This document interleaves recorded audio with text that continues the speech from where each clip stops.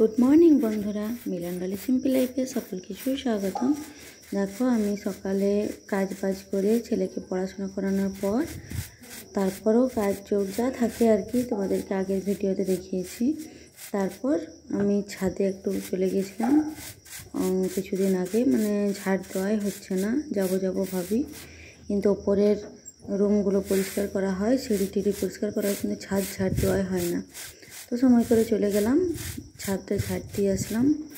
তো ছাদে প্রচুর সময় লেগেছিলো, তোমাদেরকে আমি শর্টের মধ্যে দেখিয়ে দিলাম একটুক্ষণ, অনেকক্ষণ, অত বড় ছাদ তো অনেকক্ষণ সময় লেগেছিলো, ঝাড় দিয়ে দিলাম। তারপর পুতুল নাচ দেখতে যাব রাত্রিরে, পান্তা ভাতের পর দিন রাত্রিরে পুতুল নাচ।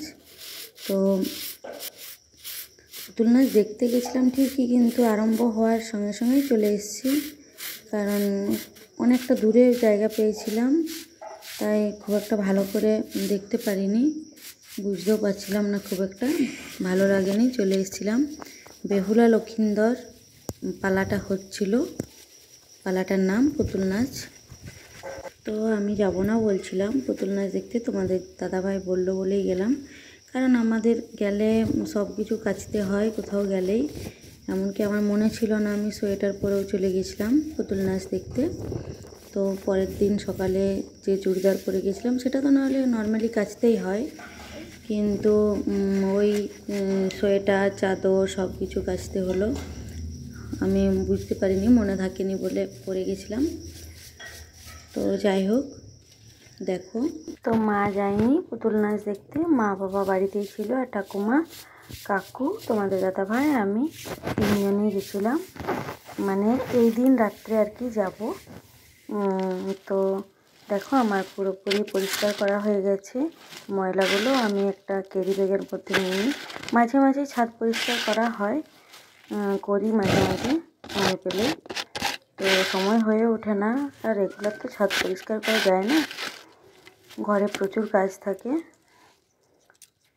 তো আমি ওগুলো ক্যারি ব্যাগে করে নিয়ে নেমে গেলাম নিচে, বাড়ি দিকের বাইরে ফেলে দিয়ে আসবো, কারণ আমাদের তো বাড়িটার চারদিকে পরিষ্কার পরিচ্ছন্ন, বাড়িটা মাঝখানে। তো দেখো এবার এটা হচ্ছে কোঠা বাড়ি, এই যে আমার ঠাকুমা এখানে শুয়ে থাকে, পাপা যেও না, পাপা যেও না, এই যে চলে গেছি। দেখো সিঁড়িতে উঠছে একাই, মাটির সিঁড়িতে, ওই ঘরে কোঠা বাড়ি।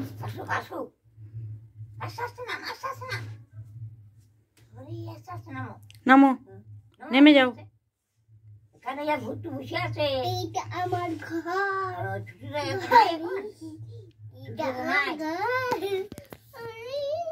তো এই যে বসে আছে, ওটা মাম্মাম, কার মাম্মাম? এই যে দেখো ঠাকুমা এখানে বসে আছে, শুয়ে আছে। এই যে আমাদের এই ঘরটা দেখা হয়নি তোমাদের, এখানটা হচ্ছে কড়িকাঠের বহুদিনের পুরনো বাড়ি।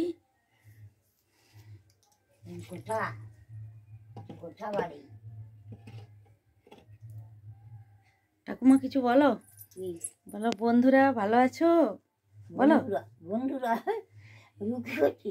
বলো বলো ওরকম বলো, বন্ধুরা ভালো আছো, হাই করে দাও, হাই এমনি করে দাও। বড় পিসিমণি দেখো, বড় পিসিমণিকে হাই করো। না ওইখানে দেখতে পাবো তোমার ভিডিওটা। সকলকে দেখো, ঠাকুমা হাই করে দিল। এখানে একটা বাল্ব লাগানো আছে, এখানে ঠাকুমার এটা কি অনেক দিনের কাঠের বাক্স, সিন্দুক, সিন্দুক। এই যে এখানে আগেকার দিনের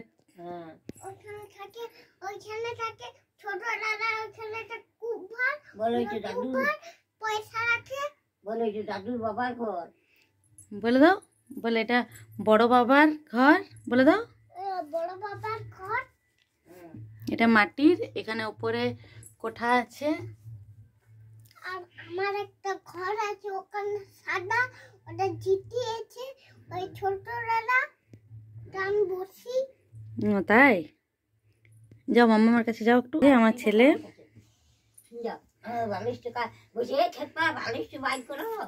আমাকে বলছি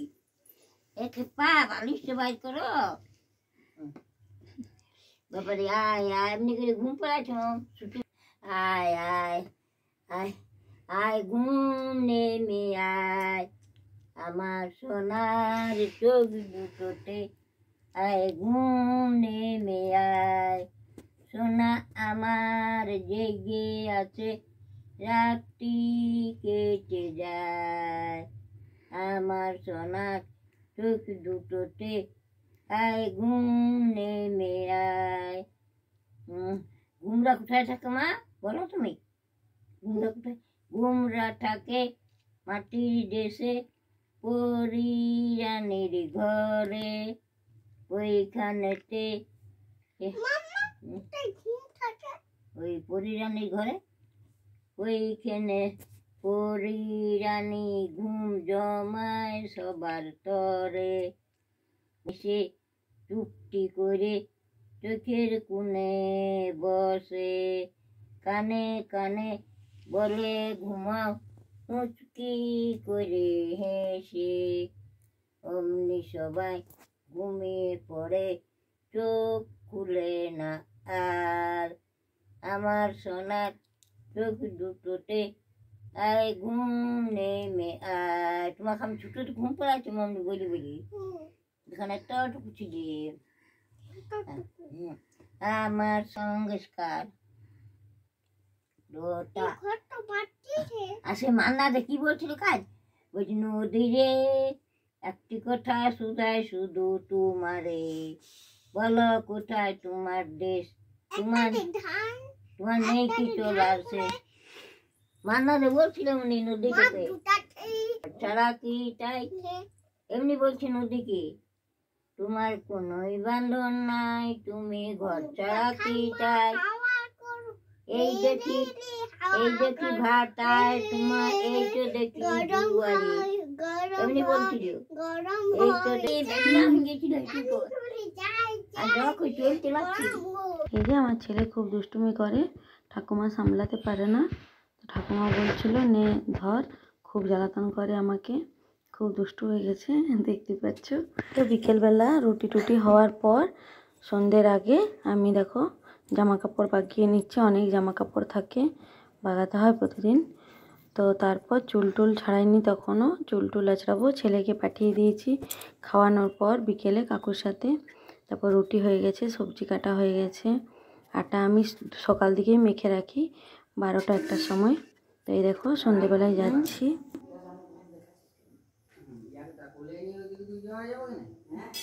হ্যাঁ কোথায় যাচ্ছি বলো? পুতুল নাচ।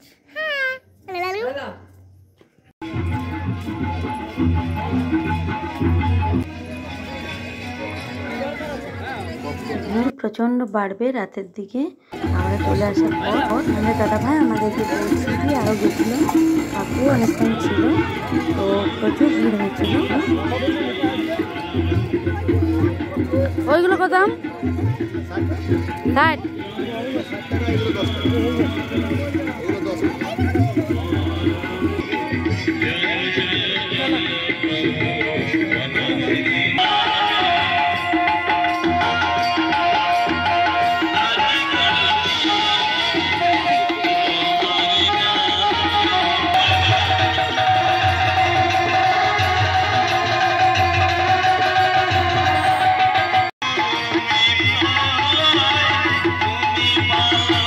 আমি আর তোমাদের দাদাভাই পাস্তা খেয়ে নিলাম, তারপর রোল, আর বাবা মায়ের জন্য রোল দিয়ে পাঠিয়েছিলাম দুটো, তোমাদের দাদাভাই একবার পৌঁছিয়ে দিয়ে গেল বাড়িতে।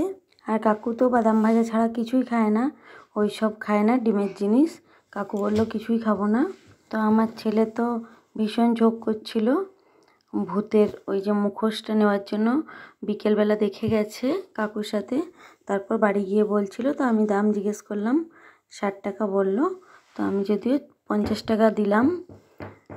তো তখনও ওই পুতুল নাচ আরম্ভ হয়নি, মানে যেটা বেহুলা লক্ষিন্দর যাত্রাপালাটা আর কি, সেটা আরম্ভ তখনও হয়নি, তার জন্য আমরা ওখানে খেতে চলে গেলাম।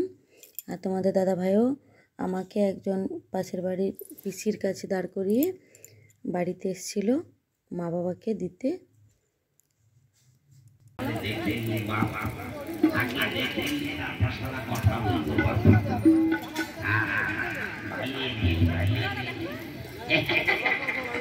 সবাই ভালো জানজা বসেছি ধীরে ধীরে এখান থেকে নমস্কার করছি আমি জুড়ে জানজাদের কাছাকাছি বসে তাদের নমস্কার করছি আমি সারা তাল গাছতলা পায়খানা বসে বসে আমি হলাম বাপের খাঁটি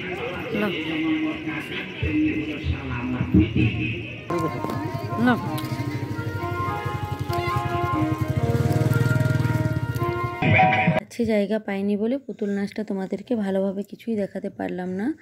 একদম আবছা এসছে দূর থেকে, অনেকটা দূরে দাঁড়িয়েছিলাম, সেই কারণে ভালো লাগছিল না, চলে এসছি।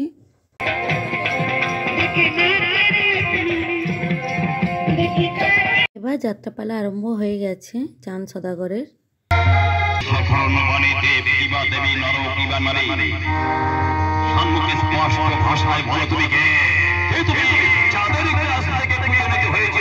আগের দিন সব সরস্বতীগুলো তোমাদেরকে দেখাতে পারিনি, তোমাদের দাদাভাই ছবি তুলে এনেছিল কতকগুলো, সেগুলো শেয়ার করলাম তোমাদের সাথে, স্কুলেরটা দেখতে পেলে। তো যাই হোক, আজকের মতো এই পর্যন্ত। ভালো লাগলে লাইক, কমেন্ট, শেয়ার আর সাবস্ক্রাইব করে দিও বন্ধুরা। ভালো থেকো সকলে, টাটা।